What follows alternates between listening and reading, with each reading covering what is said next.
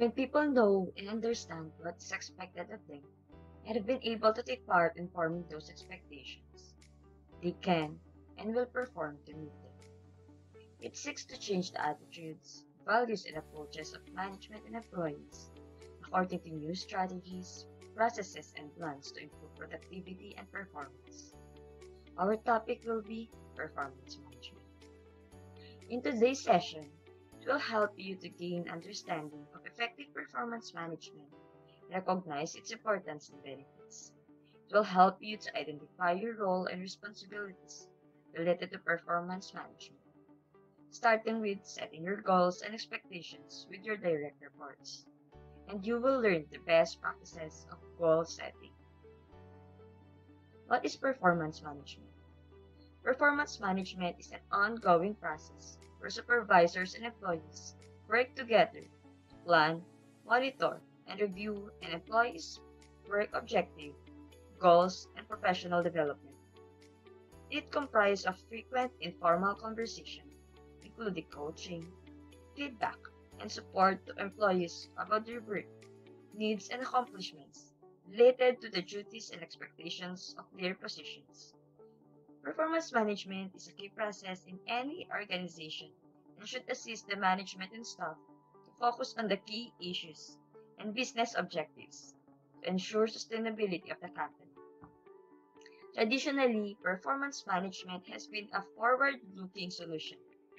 It is based entirely on observation, but organizational culture is evolving to one of the continuous feedback powered by technology, where managers can oversee problems based on frequent employee performance and initiate any form of course correction to bring the employee back on track. The big question is, what is performance management?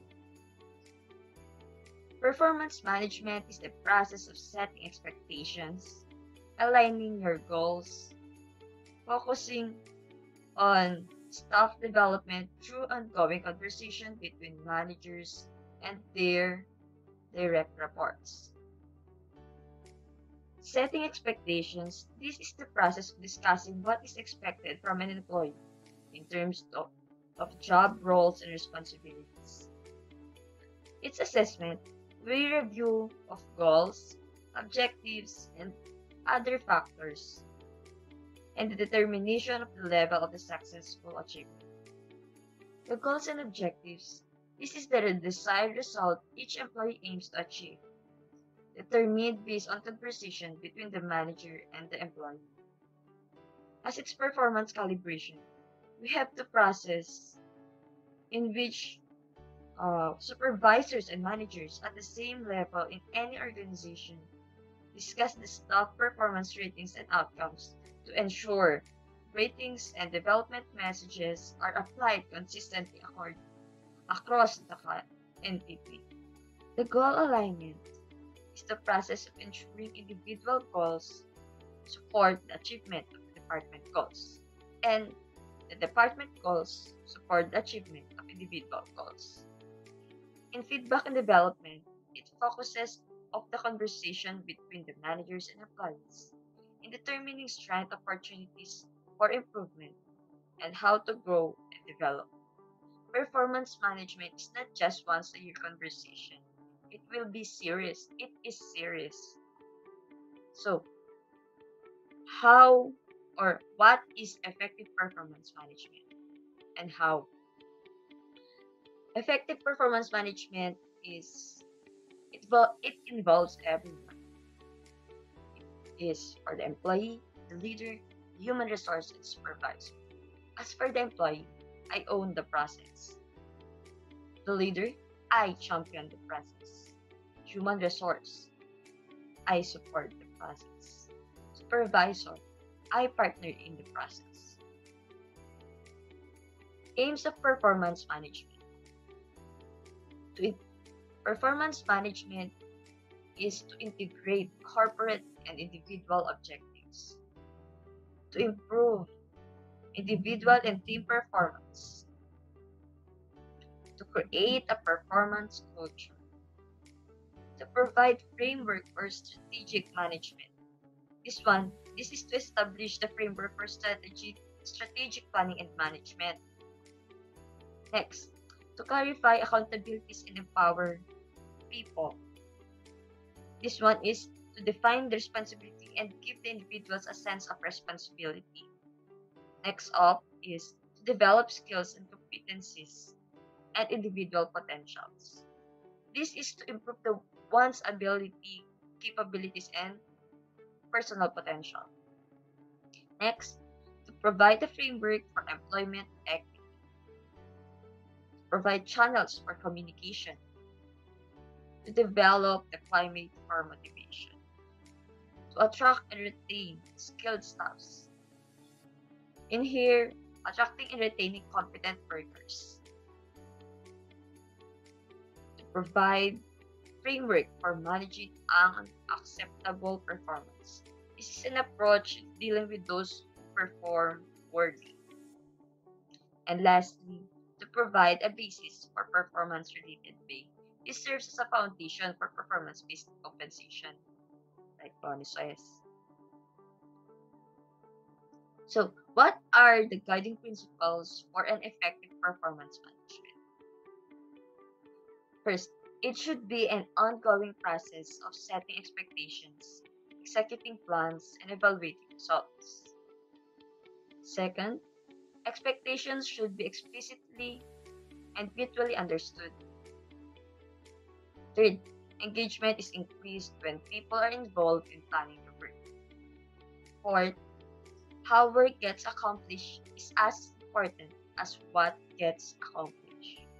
And lastly, regular, honest feedback increases understanding and positive performance. What is the performance management process cycle? The performance management cycle, we have planning, monitoring, developing, rating, and rewarding. First in our performance management cycle is performance planning. This is where the employees must have thorough knowledge of the performing management system. Meeting between employee and manager. They set SMART goals and measure standards, results, behaviors, and development plans. This stage entails setting employees' goals and communicating these goals with them. While these goals should be disclosed in the job description to attract quality candidates, they should be communicated once again when that candidate becomes a new hire. Depending on the performance of the management process in an organization, you may want to assign a percentage to each of these goals to be able to evaluate or measure this achievement. Next will be monitoring. In this phase, managers are required to monitor the employees' performance on the goals. This is where continuous performance management comes into the picture. You can track your team's performance in real time and modify and correct course whenever they are required. Again, after the monitoring, we have development. This is a shared responsibility between the employee and the manager. Employee's responsibility is 1. Commitment to establish goals. This phase includes using the data obtained during the monitoring phase to improve the performance of the employees. It may require suggesting refresher courses, providing an assignment that helps them improve their knowledge and performance of the job, or altering the course of employees' development to enhance performance or sustain excellence. One employee responsibility also is communication and update with manager. Accomplishing objectives is a shared responsibility between the employee and the manager. It requires both to be committed to achieving the desired results. The objectives are set by the manager only, and the employee doesn't agree. Successful accomplishment is very unlikely. So, if there's an agreement on goals, negotiation and compromise must occur. because there will be no progress can be made unless everyone is on the same page. For the manager's responsibility, it gives feedback, coaching, and reinforcement. Success is always requires open communication between the manager and the employee. A manager who set goals for the employee and then walk away and doesn't check to see if the goals is being accomplished until the next review period, the setting for the employee and the organization is up for failure. The manager is responsible for giving feedback to the employee, coaching and encouragement when needed, and praise when things are going well. A simple, you did a good job, very good. Sometimes it also gives bonuses or higher compensation. The employee is responsible for communicating progress to the manager and keeping the manager informed of any deviation from timelines, budgets, and other problem areas. The manager is responsible for giving the employee with resources needed. This is the resource support. To be successful to complete the task. This is where the R part in the SMART goals. In the SMART acronym comes into play. Realistic. It is not realistic to expect high-level performance from an employee if he or she is not given the necessary resources to make it happen. If the resources are unavailable, this is simply not enough time, money, or supplies. This must be taken into consideration when the objectives are set. Accurate observation and documentation. Because manager plays a key role in the assessment process, the manager must be aware of the employee's work. It is the manager's obligation to provide accurate observation and documentation of the employee's accomplishment. A manager should never review an employee if the employee's work is not known by the manager. Dapat lagi niyong alam kung ano yung trabaho ni employee kasi hindi siya makakapagbigay ng maayos na feedback at hindi niya ma-observe and write into documentation yung employee kung wala siyang direct communication and direct supervision over the employee. Next, we have rating. Who should appraise or who should rate? We have supervisors, peers, team members, subordinates, and we also have the 360-degree feedback. In rating, each employee's performance must be rated and then at the time of the performance appraisal. Ratings are essential to identify the state of the employee's performance, implement changes accordingly. We have peers and the managers. They can provide ratings. Peers and managers can provide these ratings for 360-degree feedback also. What about the possibility of skewed appraisal from coworkers? So, di naman natin maiiwasan na hindi maiiwasan sa isang organization na nagbibigay ka ng high rating sa mga friends mo tapos poor rating naman dun sa mga taong ayaw mo. So, how would a manager know if this poor rating are accurate? Under what circumstances are raters likely to provide honest feedback? In the traditional appraisal process, employees are approached by their supervisors only. It is assumed that the supervisor is the best person to know and assess the employee's work. Well, it works well naman. An employee work in the office with their supervisor, allowing for easy observation and performance. Technology now enables employees to work various locations, often at sites separate from their managers. This has increased the need for evaluation from peers, customers, and coworkers. Consequently, many organizations have moved away from a single rating appraisal process to a multiple appraiser system, where employees receive feedback from a variety of sources although supervisors are still likely to be the key components of the process. In many organizations, staff members conduct appraisal for managers as well. So, what is a 360-degree feedback? 360-degree feedback is a measuring tool to gather feedback from different people for the objective assessment of an individual. The sources of 360 feedback includes colleagues, subordinates, and supervisors. And also, outside the organization is part of the 360-degree feedback. We have here 360 feedback. Feedback receiver. The most extensive appraisal result for a 360-degree feedback process. In this system, employee receives an appraisal from people both in the organization and outside the organization as well. In 360-degree feedback processes, for example, the feedback receiver is a retail sales girl. It would receive an appraisal from its supervisor or its manager. And to the customers, from its peers, and from its direct or from whom he directs report.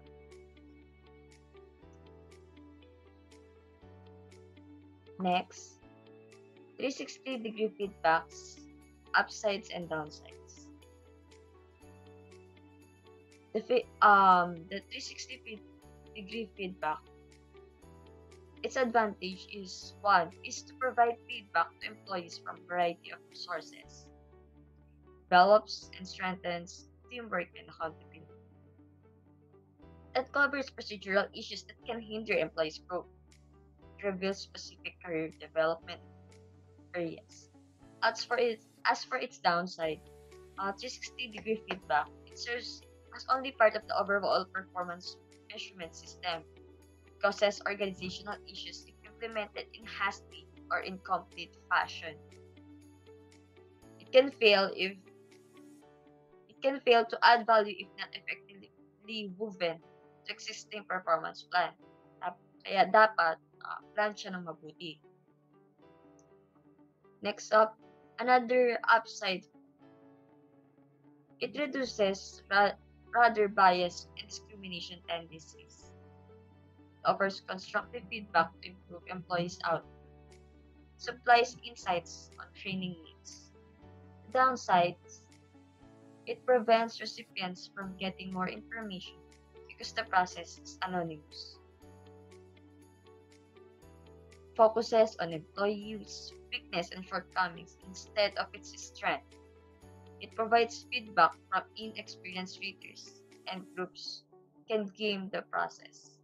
And this one, inexperienced readers and those who thinks the process is only a play and they don't take it seriously.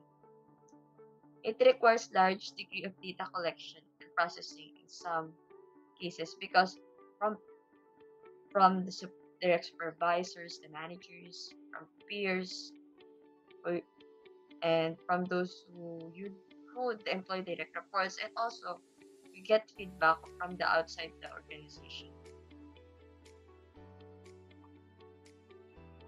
Next, we have rewarding. Rewarding.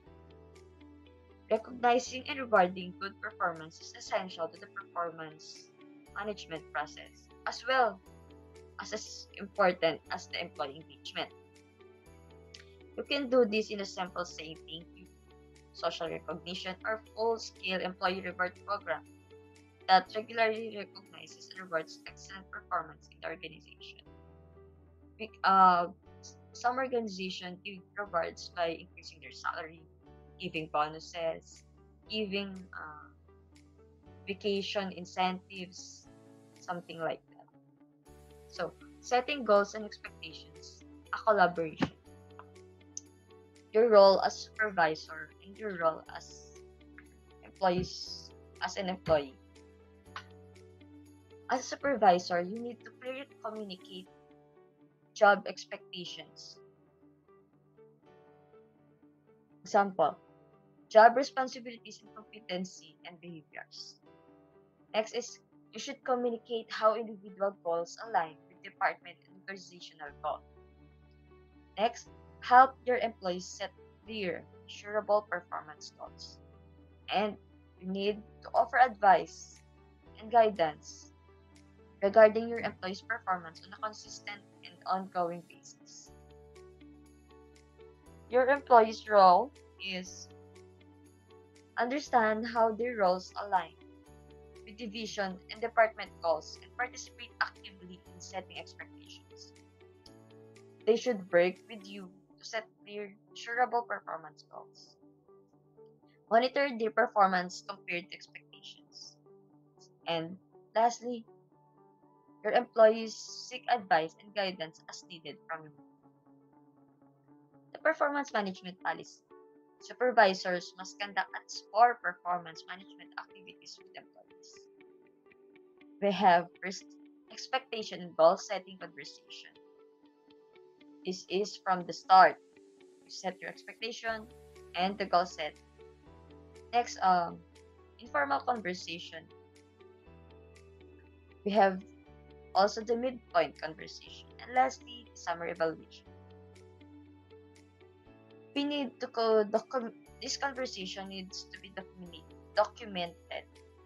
The goal setting, the midpoint, and the summary evaluation. Next, the summary of performance management activities over the years.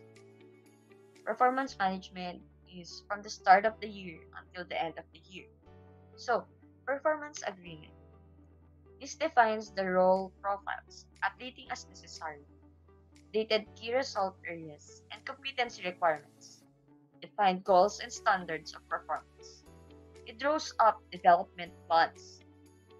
For the ongoing performance management, it monitors progress and reviews evidence of achievement. It provides informal feedback as required, provide coaching as required, update the role profiles and objective as necessary. Performance review. Prepare performance review and analyzing achievement against objectives. This identifies specific strengths and weaknesses on the basis of evidence. Assess overall performance. Provide feedback. Use conclusions of performance review as a basis for next year's performance and development agreement. So, what are the benefits of performance management? The benefits are integration, open communication, improved performance, training and development of the employee, the clarity of standard requirements for both the employee and the manager, the placement of the individual. Placement of the individual is important because as for the employee, you should place them where their strengths are to be an effective and benefits the organization. Increase objectivity, equitable remuneration, objective promotability. We see here those high-performing employees, structured career plan. So, if we have benefit, we also have these issues. So, the issues with performance management are legal issues, untrained raters, rater errors, rater distortions, and no grievance procedure. In an organization, we have some raters are biased. Like we can say, if you if an employee is rating one of his friends, he can give high rate.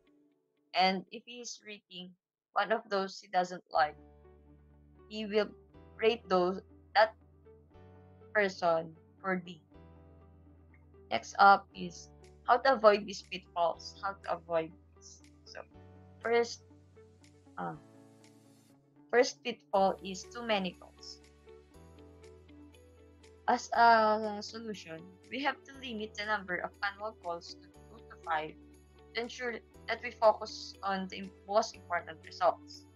Another pitfall is unclear accountability. We should clarify who is accountable for achieving the goal, especially important in teams or where work is highly interrelated. Unclear expected results or measures. Clearly describes the qualities or measures of the expected result to reduce ambiguity. Effective performance management helps us to target critical talent for development and retention. Execute strategy by prioritizing and aligning goals and objectives. Improve performance of group and individuals. Make better paid decisions based on performance and desired results. Identify top performers to develop a succession plan. So, what can the performance management do for the organization? It creates high performance culture, high performance for the organization. It improves organizational efficiency and effectiveness. Ensure quality services for greater customer satisfaction. It creates customer service oriented culture. It gives aligned with vision, will provide a clear direction for the organization. Link individual activities to organizational objectives. Organization will become a learning organization. Organization will achieve its strategic objective. Next, what can the performance management do for the employees? It increases motivation and commitment of employees. It enables individuals to develop their abilities. Ensures sustained growth in individual development. Positively influence behavior to achieve organizational objectives. Improve individual and team performance. Deliver increasingly efficient and effective services. Responsive to the customer's needs and ensure customer satisfaction. Motivates employees to achieve their full potential in line with organizational strategic objectives. What can the performance management do for the employees? Here are some additional. It supports knowledge, skills, and competency level. The employee will understand their contribution to the vision and mission of the organization. Employees will commit themselves for their jobs. Employees will adapt to new challenges within the organization. It will provide basis for rewarding people. It will assist in empowering people and to retain high quality people. It can lead to performance-related salaries. So that's a wrap. As per our conclusion, effective management of individual and team performance is a crucial and central requirement to ensure stakeholders' requirements, organizational strategy, and business goals are attained. This requires accurate data regarding performance levels of business units, teams, individuals, and therefore the need for a standardized and formal performance management system. So thank you very much. That's all for my report. Bye bye.